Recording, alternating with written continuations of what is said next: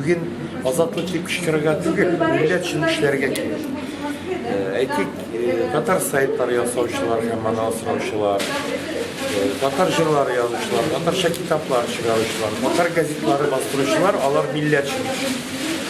Азатлык дип яшел әлем бутап Ирек мәйданында йөрүдән бер нинди толыктай юк.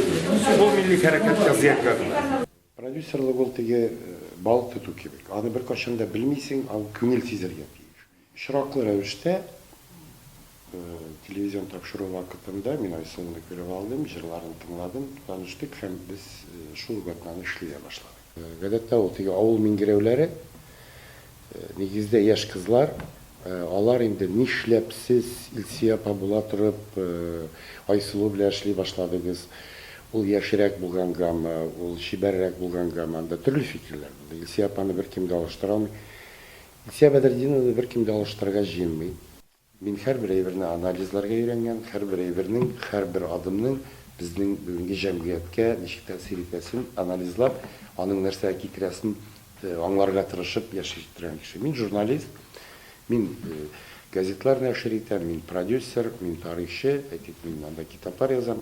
Татар индивидуалист, ул икенче татарның уңышлы яки акыллы булуын күрә алмый, ул анарга түзә алмый, аның йөрәге түзә алмый. Милли хәрәкәт, анда милләтнең киләчәге дигән әйбер, ул барыбер шул өйләргә, авылда яшәүче апаларга, хатыннарга, ирләргә кайтып кала. Милли университет кирәк дип шуырчылар үз балаларын милли университетка укырга бирмәячәк.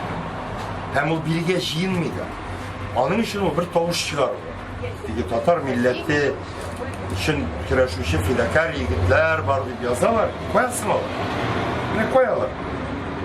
Менә мин күрәм үзбәкләрне күрәм, азәрбайҗаннарны күрәм. Алар рәхәтләнеп урамда үзбәкчә, азәрбайҗанча сөйләшеп бириләр, таҗикча сөйләшеп бириләр. Аларга беркем бер сүз әйтми. Аларның да милли университетлары да юк, матбугатлары да юк, китаплары да юк. Ләкин алар бар.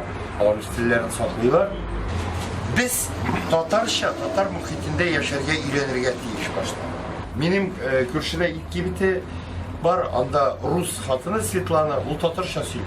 Ul üstü kirek tip öğrengen. Ul balasını tatar gimnaziyasından.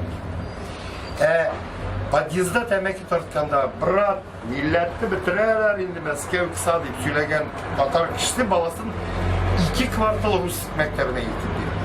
А зачем ему татарский язык дип белү?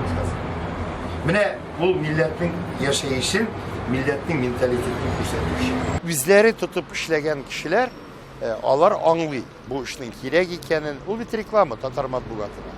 Әйтәм бит, мин биткергән бер кешегә биреп чыгарам берәр татарча газета, искерәк номер булса да, кеше белсен, татар матбугаты да бар икән. Бу теге бәлки минем өчен бер шушы милләт дип соңгы талпынудыр да.